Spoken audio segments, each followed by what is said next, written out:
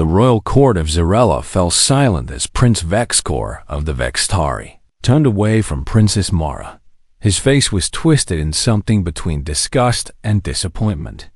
He did not even look back as he walked from the throne room, his guards following close behind him. Mara stood in her white wedding dress. It was designed to honor the Vextari customs. But none of that mattered now. The prince had rejected her without a single kind word. He had called her world primitive. He had called her people backwards. He had called humanity nothing more than animals that learned to talk. Queen Lissa watched from her throne. Her daughter's face stayed calm, but the queen knew her child well. Inside, Mara was breaking apart. The queen had seen it happen before, twice in the past month. First with Prince Krell, then with the Solarian ambassador. Both had walked away. Both had made their rejection public, and harsh thought, the court whispered. Noble families looked away. The Zarellian Empire had stood for 10,000 years. They had advanced technology. They had great armies. They had colonies across 3 star systems. But in this moment, they felt small and weak because a human princess could not find a husband among the stars. That night, Mara sat alone in her chamber. She looked out at the city lights of the capital. Millions of people lived below. They knew what happened today. They had seen the broadcasts. They knew their princess had been rejected. They knew the empire was losing its standing. She did not cry. She had learned long ago that tears solved nothing. Instead, she thought about what came next. Her mother would need to make another choice. Perhaps they would accept a lower prince from a lesser world. Perhaps they would agree to harsh terms just to save their face. The princess knew that her life was not her own. It belonged to the Empire. The next morning, the Galactic Council called for an emergency session. 12 species sat around a great table. They were the most powerful beings in known space. They made the rules. They settled disputes. They decided who mattered and who did not. Counselor Varen of the ancient Solarians spoke first. He was tall and golden and had lived for 2,000 years. His voice carried the weight of centuries. He said that the rejection of Mara was not personal. It was about strength. The Zarellians, he explained, had reached a plateau. They would never advance further. Their genetics were limited. Their innovation had stopped. To marry a Zarellian princess was to accept decline. No prince of worth would do it. The other council members agreed. Some were kinder about it. Most were not. They spoke of the natural order of the galaxy. The strong rose. The weak fell. This was how things had always been. Queen Lissa sat in the council chamber and listened. She said nothing. What could she say? They were right in their logic, even if it felt like poison in her ears. By evening, the council made a decision. A public call would go out across all known space. Any being from any world of any species could volunteer to marry Princess Mara. The crown would offer tremendous rewards. Land, money, status in the Zarellian court. Surely someone would want such things enough to overlook the human blood in her veins. It was a desperate move. Everyone knew it. But desperation was better than slow death. On a trade vessel called the Meridian Hope, Commander Ryan Mitchell received the broadcast.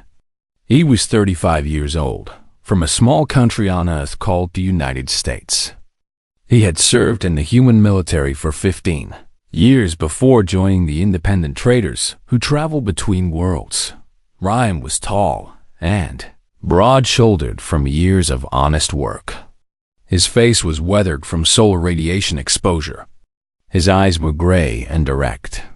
He did not have the soft features of the high species. He did not have their impossible beauty or their 1,000-year lifespans. He was simply human, which meant he was considered beneath notice by most of the galaxy. He was in the cargo bay checking inventory when the broadcast played on the ship's system. He stopped and listened. He watched the clips of the 3 rejections. He saw the way each prince had looked at Mara, like she was something disgusting to them. Something in Ryan's chest tightened. He had never met the princes, but something about the cruelty bothered him. These beings, with all their power and advancement, used it to hurt a young woman who had done nothing wrong except be born to a world they deemed insufficient. Captain Lisa. Bo found him staring at the broadcast screen. She was a sharp woman who had seen a lot of space travel and understood how things worked. She said, "Do not do what I think you are about to do, Ryan." Ryan looked at her. He said, "Why not?" The captain laughed without humor. She said, "Because you are human. Because they will make you a fool. Because this is some kind of trap or test and you will not pass. Because the galaxy does not work the way you want it to work." Ryan was quiet for a moment. Then he said, "The captain is probably right. But someone needs to show the princess that not everyone sees her as worthless. Someone needs to show the council that they are wrong about humans. If that someone is me, then I will do it." The captain shook her head. She said, "You are insane. But you are the best officer I have ever known.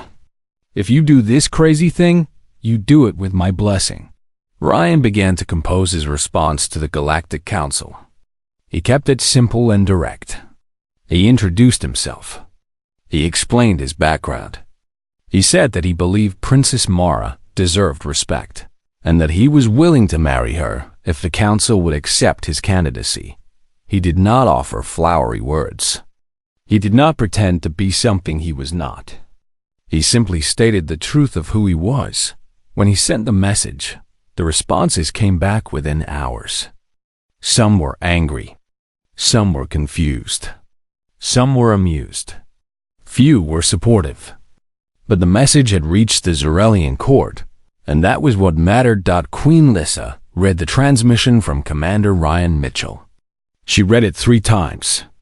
Then she called for her advisors. She told them to investigate this human thoroughly. If he was serious, they would find out. In her chamber, Princess Mara received word that a human had volunteered. She did not know what to feel.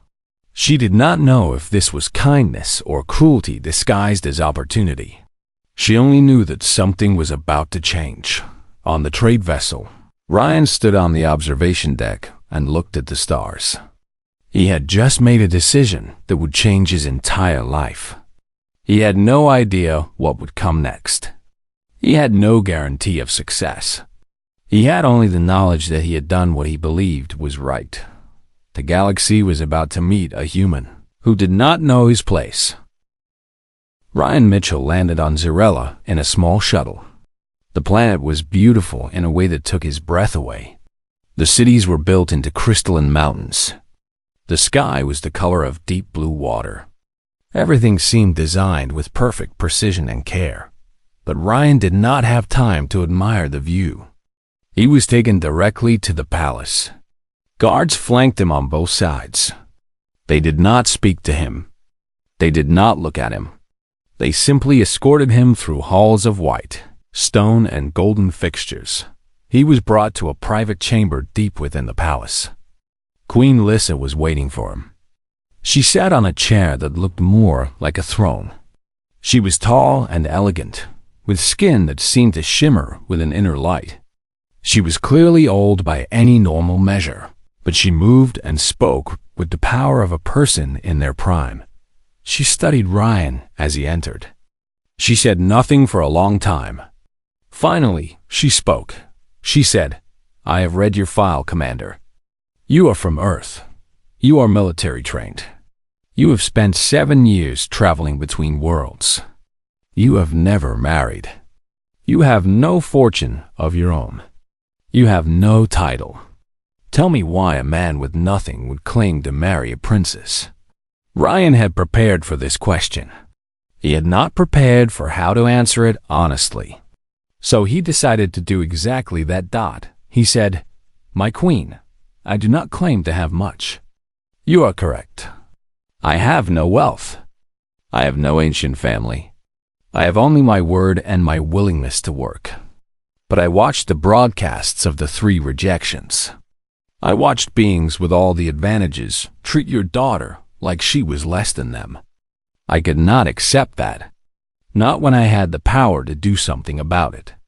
The Queen's expression did not change. She said, "You would sacrifice your future for a stranger's honor?" Ryan said, "I would do it for anyone." It is not about sacrifice. It is about what is right. Queen Lissa stood. She walked close to him. She was tall, but Ryan was taller. She looked him in the eye. She said, "You will meet my daughter tomorrow. But first, you should understand what you are walking into. The Galactic Council will fight you. The nobles will mock you. Many will see you as a threat to order itself. Are you prepared for that?" Ryan said, "No, but I will learn." The Queen's face softened just slightly. She said, "That is the most honest answer you could have given." The next morning, Ryan was brought to a garden within the palace grounds. It was quiet and peaceful, filled with strange flowers that sang soft notes in the wind. Mara was waiting there. She was smaller than he expected. She wore simple clothes, not royal dress. Her hair was dark, and her eyes held a sadness that made Ryan's chest hurt. But when she saw him, she did not run away. She did not dismiss him. She simply waited to see who this human was. Ryan did not bow. The captain had advised him to bow, to show respect through the customs of the galaxy. But Ryan believed that bowing would be like agreeing that he was less than her. So instead, he simply walked forward and said, "Hello." Mara said, "You are the human who volunteered for me." Ryan said, "I am. My name is Ryan Mitchell. I know you do not know me. I know this is strange and probably not what you want. But I wanted to meet you before any more decisions were made about your life." Mara studied him.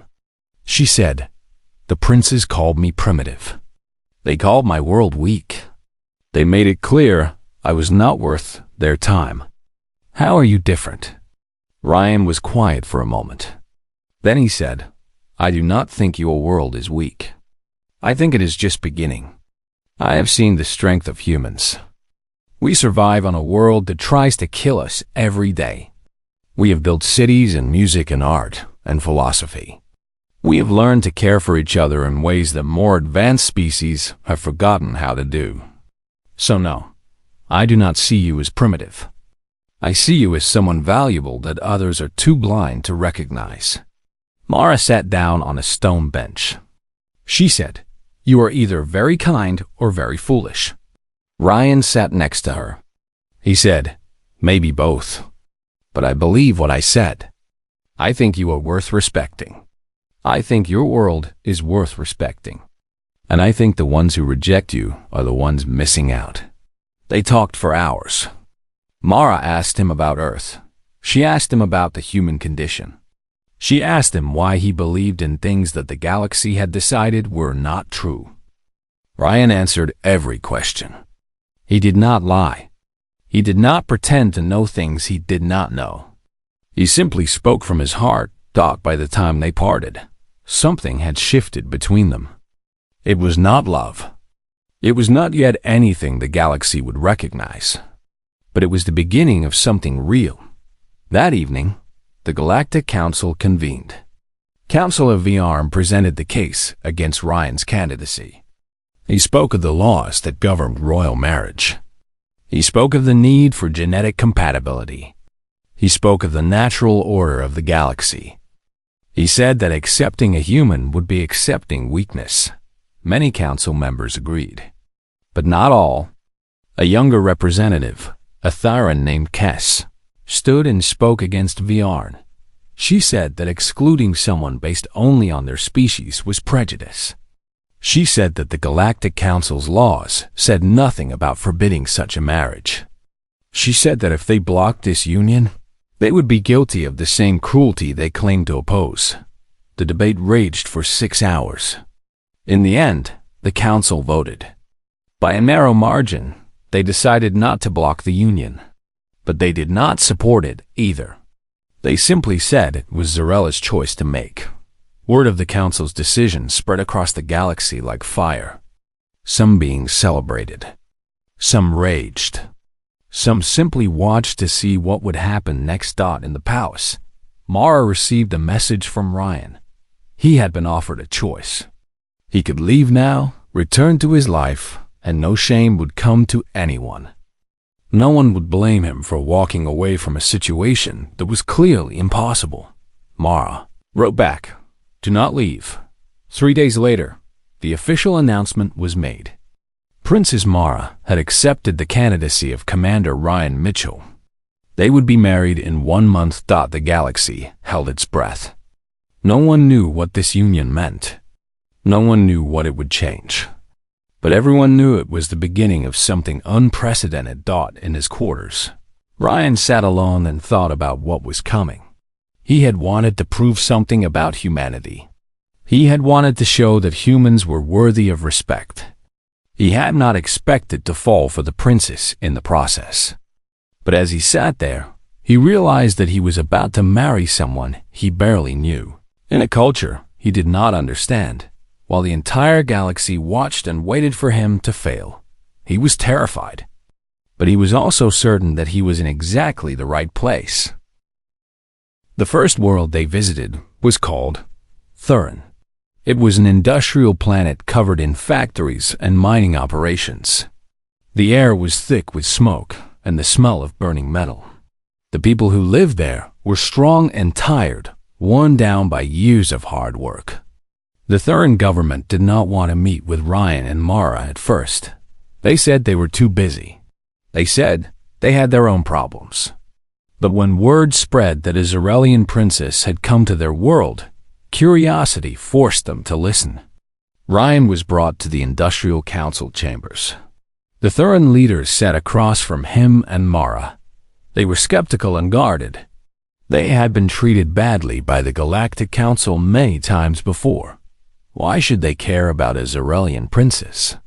Ryan asked them to tell him their story. He said nothing else. He simply listened as they talked about how the council forced them to export raw materials at low prices, how the council gave better treatment to richer worlds, how they had asked for help building better technology and been turned away. When they finished, Ryan spoke. He said, "I come from a world that looks a lot like this one. My home, Earth, is also a place where people work hard and do not get fair treatment from those with power. I understand your anger. I understand why you might not trust me. But I'm asking you to understand something as well. The reason I am here is because I believe things can change. I believe that if worlds like Thurin and Zarella stand together, we become stronger. We become something the council cannot ignore." One of the council members, a woman named Victor, asked, "Why should we risk war for this? We are not military people. We are workers." Ryan said, "You would not be fighting for me. You would be fighting for the principle that the galaxy does not belong to the strong alone. You would be fighting for the idea that a princess and a human can marry if they choose. That seems like a small thing, but it is actually enormous. It means the galaxy is changing. It means power is shifting. And if you stand with us, you become part of that shift." Mara added, "The council rejected me for being Zarellian. Ryan's own people have been rejected for being human. But together, we represent something they cannot reject. We represent the future, and the future needs allies." Victor stood up. She said, "I will bring your request to the full government. But I will tell you this. We will not join your cause because of empty words. We will join because I believe what you are saying is true. And because, if it is true, we have been waiting for something like this for a long time." 2 days later, Thurin gave its commitment to support Zarella. It was not a military commitment. They could not offer warships or weapons, but they offered something just as valuable: legitimacy. They showed that other worlds cared enough to take a stand. The next world was Ashara. It was the opposite of Thurin. It was beautiful and peaceful, with great forests and clean water. The people there had chosen not to advance technologically. They preferred to live in harmony with their world rather than dominate it. The Ashara leaders were immediately warm to Mara, but they were suspicious of Ryan. They said, "Humans are from a world of violence. Your species has only learned violence." Ryan said, "That is true. We have a long history of violence. But we are learning something else now. We are learning how to choose peace. And I chose to come here peacefully, not to demand anything, but to ask for your support." The Ashara leaders asked Mara to tell them her story. She spoke about her life as a princess, about the pressure to marry for power, about how the galaxy had tried to tell her that she should accept a prince, even if he disrespected her. She spoke about meeting Ryan and discovering that there were people who valued her for who she was, not what she could offer. She said, "I am asking you to believe that a human can change. And if a human can change, so can our entire galaxy." The Ashara people voted to support Zarella. But more than that, Mara's speech changed something in their culture. For the first time, they began to see other worlds not as threats to be avoided, but as people worth understanding. By the time Ryan and Mara reached the fifth world, 5 governments had committed to standing with them. The news was spreading across the galaxy. Smaller worlds were beginning to take notice. Worlds that had felt powerless suddenly saw a path to power, not through weapons, but through unity. The military coalitions of the 3 rejected princes were beginning to fracture. Lower-ranking commanders and allied worlds were reconsidering their commitment. Why fight a war over a marriage that was gaining so much support across the galaxy? But the 3 princes were not willing to back down. They had made their stand. Their honor was on the line. They continued their mobilization, though with less enthusiasm than before. On the journey back to Zarella, Ryan and Mara received word that the Galactic Council had called an emergency session. They were being asked to attend. The Council wanted to hear what they had accomplished. More importantly, they wanted to decide whether they would officially support or oppose the growing alliance. When Ryan and Mara arrived at the Council chambers, they were shocked by the change in atmosphere. Councilor Vierain still opposed them, but many other council members now seemed genuinely interested in hearing their perspective. The younger members especially were excited. Ryan stood before the council and told them about Thurin and Ashara and the 3 other worlds. He explained that he had not asked these worlds for military support. He had asked them for something harder to give: trust. He had asked them to believe that change was possible. He said, "The galaxy does not need more weapons. It needs more trust." The 3 rejected princes are using fear to hold things together. They are saying that if a human marries into power, everything will fall apart. But that is not what my worlds are seeing. They are seeing a future where all species have value, where strength comes from diversity, not from following old rules. Mara added, "I was born to be a symbol of power and tradition, but I have chosen to become a symbol of something else. I have chosen to believe that the galaxy can be better than it is. And the worlds I visited believe it too." The council voted. This time, the margin was much larger. The council officially recognized the legitimacy of the marriage between Princess Mara and Commander Mitchell. More than that, they condemned the military actions of the 3 rejected princes. Within hours, the coalition began to collapse. Worlds that had joined out of political pressure withdrew their support. The 3 princes found themselves with only their home fleets. They could still cause damage, but they could not win. They could not defeat the entire galaxy's will. The princes did what the proud always do when they cannot win. They backed down. They announced that they were withdrawing their military forces. They said they were returning to their home systems. They did not apologize, but they accepted defeat. On the flight back to Zarella, Ryan looked at Mara and said, "We did it." Mara said, "No, you did it. You believed that words mattered more than weapons. You were right. Ryan said, we did it together. That is what matters. Together, we were strong enough to change the galaxy. As their ship approached Zarella, they could see the planet below them. The military forces were standing down. The war that had seemed inevitable was not going to happen. A human and a Zarellian princess had stopped it through nothing but honesty and the belief that better things were possible. The galaxy was watching. The galaxy was beginning to understand that everything had just changed. The celebration was not meant to last. 3 weeks into the wedding preparations, the intelligence reports arrived. Military ships were moving. Fleets were being assembled. The rejected princes were not accepting their defeat with grace. Prince Vexcor of the Vextari had mobilized his entire battle group. 12 warships, each capable of destroying a city, were moving towards Zarellian space. Prince Krell's forces were doing the same. Even the Solarian ambassador had convinced his people to join the growing military coalition. Their official position was simple. They were defending the honor of their royal lines. Their unofficial position was clear. They would not tolerate a human marrying into the Zarellian throne. Queen Lissa called an emergency meeting with her military commanders. Ryan was allowed to attend, which caused some angry murmuring among the nobles. They did not want a human in military strategy sessions.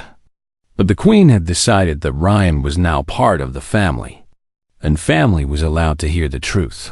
The military commander was a Zarellian general named Hath. He was old, with scars covering his body from 100 different battles. He did not look at Ryan with anger or disdain. He looked at him with neutral calculation. General Hath said, "We can defeat them.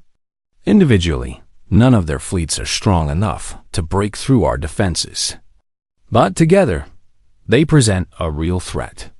We will win, but it will be costly. Many will die." The Queen asked what their options were. Hath said, "We fight, or we negotiate." One of the younger noble generals spoke up. He said, "We could give them what they want. Send the human away. Take back the betrothal. Offer one of the rejected princes a different prize. They would leave in exchange for honor restored." Ryan listened to this option. He did not feel anger at the suggestion. He understood the logic, but he was not going to let it happen. He said, "I have another option. Fight back, but not just with weapons." Everyone turned to look at him. The room was silent. A human speaking in a war council was not something they had expected. Ryan said, "The 3 princes are strong alone. But are they strong together? Why are they really joining forces? Is it because they care about honor? Or is it because they are afraid of what a human marrying into the royal line means? They are afraid that if we succeed, other species will follow. They are afraid that the galaxy will change." General Hath leaned forward. He said, "What do you suggest, Commander?" Ryan said, "The Galactic Council is divided. Some do not care if the wedding happens. Some actually support it. Most just want stability. But the 3 princes are using fear. They are saying that this marriage will destroy the order of the galaxy. If we can show that it will not, if we can show that unity is stronger than war, then the council will not back them." The Queen asked, "How do we do that?" Ryan said, "We reach out to every world that has felt stepped on by the Galactic Council. We build an alliance. We show them that we are not alone. If we have the support of multiple worlds, the 3 princes cannot attack without looking like tyrants themselves." One of the older generals said, "This is a child's game. Politics and words are not war." But the Queen was thinking. She said, "It could work, but it would require someone to travel between worlds. Someone who can convince them to take a stand. Someone they will listen to." Ryan said, "Let me go. Let me and the princess go." A human and a Zarellian princess, asking for unity against prejudice. It sends a message that you are serious about change. The room erupted in argument. Some said it was madness to send the princess out into a dangerous situation. Others said it was insane to trust a human with such a task. But the queen raised her hand for silence. She said, "Ryan is right. We will do this. You will leave tomorrow, both of you. You will visit 5 key worlds. You will listen to their concerns. You will ask for their support. And you will be back in 2 weeks. By then, either we will have enough allies to make the 3 princes think twice, or we will prepare for war." That night, Mara came to Ryan's quarters. She said, "You realize what you have done. You have volunteered to take me across the galaxy while hostile forces hunt us. You have bet everything on the idea that words and ideas matter more than weapons." Ryan said, "I believe they do." Mara said, "Then we had better succeed. Because if we fail, my mother will watch her entire empire burn. And you will be remembered as the human who destroyed us all." Ryan said, "I will not let that happen." Mara said, "You cannot control what happens to the galaxy, Ryan. No one can. But we can control what we do. We can be honest. We can be brave. We can face people and tell them the truth." The next morning, they boarded a fast ship.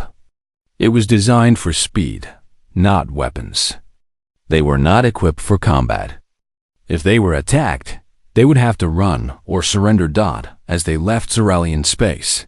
Ryan watched the military forces assembling in orbit. There were hundreds of ships now, preparing for the conflict that might come.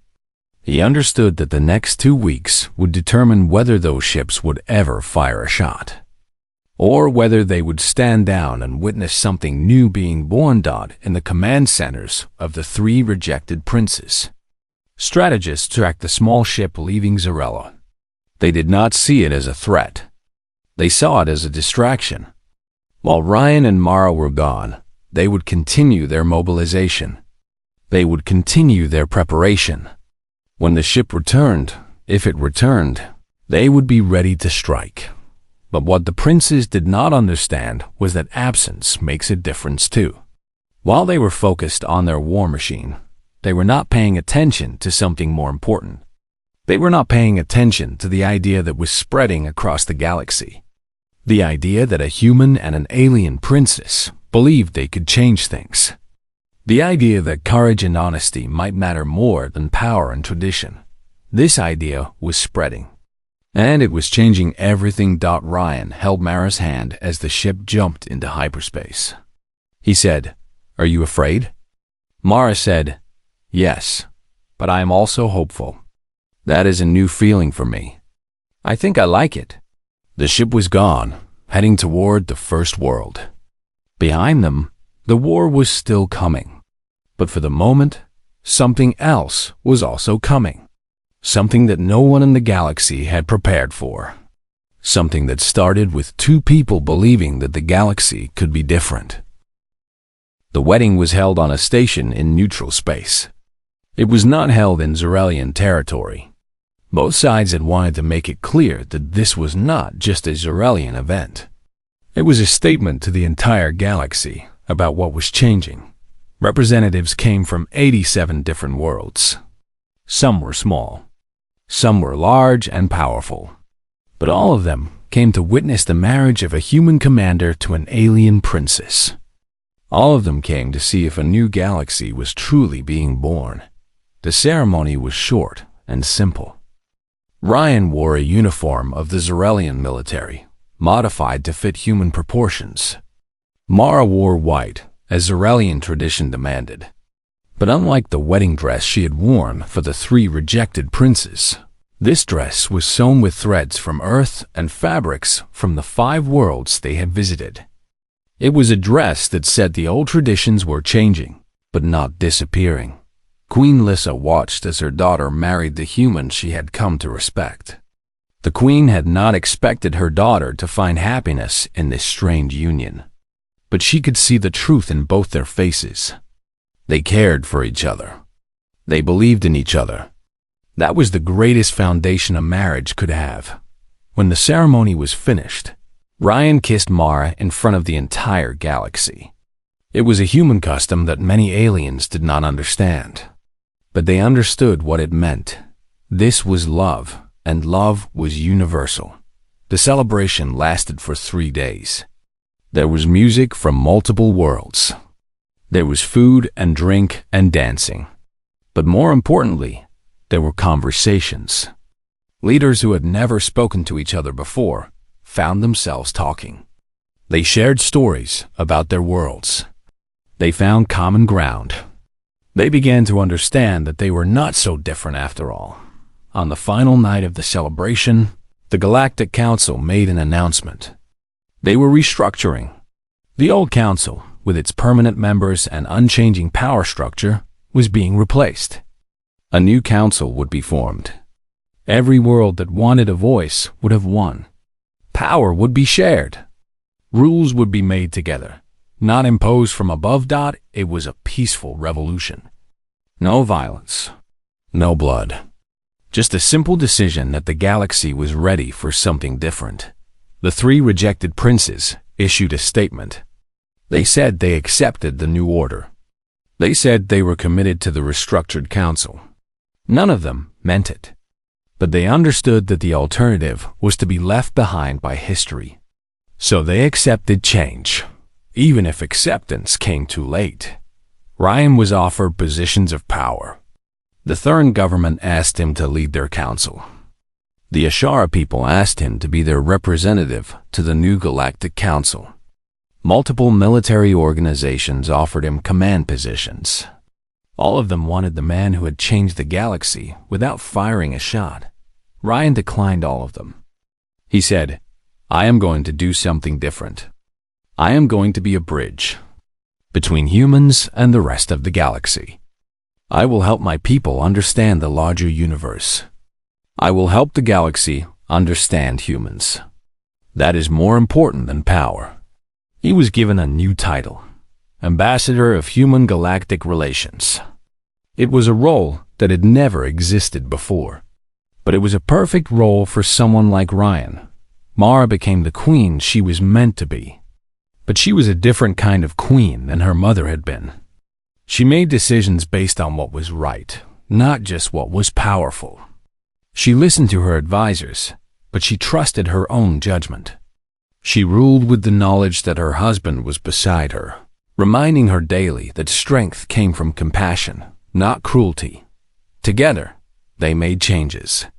They opened Zerelian universities to students from other worlds. They funded scientific projects that benefited the entire galaxy. They created laws that protected smaller worlds from exploitation. They did not do this to be praised. They did it because it was right. A year after the wedding, Ryan received visitors from Earth. They were government officials and military leaders. They had come to see what had happened to one of their people. They had come to understand how a human could have become so important to the galaxy so quickly. Ryan took them on a tour. He showed them the new council chambers. He showed them the universities. He showed them the trade stations that were now filled with merchants from 100 different worlds. He showed them that humanity was no longer a footnote in galactic history. Humans were partners. Humans mattered. The officials went back to Earth and told the government, "Something has changed in the galaxy." A human opened a door that could never be closed again. And other humans would walk through that door. The age of Earth, being isolated and forgotten, was ending. 5 years later, Ryan and Mara had a daughter. She had her mother's dark eyes and her father's gray determination. She was half Zerelian and half human. She was the first of many hybrid children that would come in the years to follow. On the day of her birth, the entire galaxy sent messages of congratulations. The girl was named Elena, and she represented something that no one in the galaxy had imagined, possible just 7 years before. A future where species did not matter as much as character. Where love could bridge any divide. Where a human and an alien could build something beautiful together. An older, Zarelian ambassador visited Earth for the first time. She landed in a major city and walked through the streets. She saw humans rushing through their day, building and creating and working together. She saw a world that was rough and beautiful and full of struggle. She saw a world that had produced someone like Ryan Mitchell. She reported back to her government. This species, which we once called primitive, has something that we had forgotten how to have. They have hope. They have the belief that things can change. We rejected them and called them weak. But they were actually strong in ways we did not understand. If we are wise, we will learn from them. More Earth ships were sent into space. More humans joined the greater galaxy. Some became traders. Some became scientists. Some became diplomats. All of them carried with them the knowledge that a human could change the galaxy. That courage and honesty were more powerful than weapons and tradition. On a high balcony in the Zarelian palace, Ryan and Mara stood together and looked out at the stars. Little Elena was asleep in her mother's arms. She would grow up in a galaxy that was different because of what her parents had done. Mara said to Ryan, "Do you regret it? Giving up your military career? Becoming part of a royal family? Stepping into a life you never planned?" Ryan said, "No, not for a moment. Because I learned something. The galaxy is not run by the strong or the ancient or the most advanced. It is run by the people willing to stand up and say that things can be different. And I was willing to do that. So I did." Mara leaned her head against his shoulder. She said, "When I was rejected by those princes, I thought my life was ending. I thought I would be forced into a marriage with someone who despised me. But you showed me something else. You showed me that sometimes the person the galaxy tells you to dismiss is actually the one who can save you." They stood together in silence, watching the stars. Somewhere out there, a young couple from another world was looking at the same stars. And they were thinking about the possibility that a human and an alien could fall in love. That the galaxy could change. That courage could matter more than tradition. The title that Ryan and Mara had chosen for their story was simple and true. No alien prince chose the young princess. But a human stepped forward, and because one human stepped forward, the entire galaxy moved toward a brighter future. That is the power of belief. That is the power of love. That is the power of being willing to stand for what is right, even when standing costs everything. The story was not over. It was just beginning. But it had been written, and it could never be unwritten.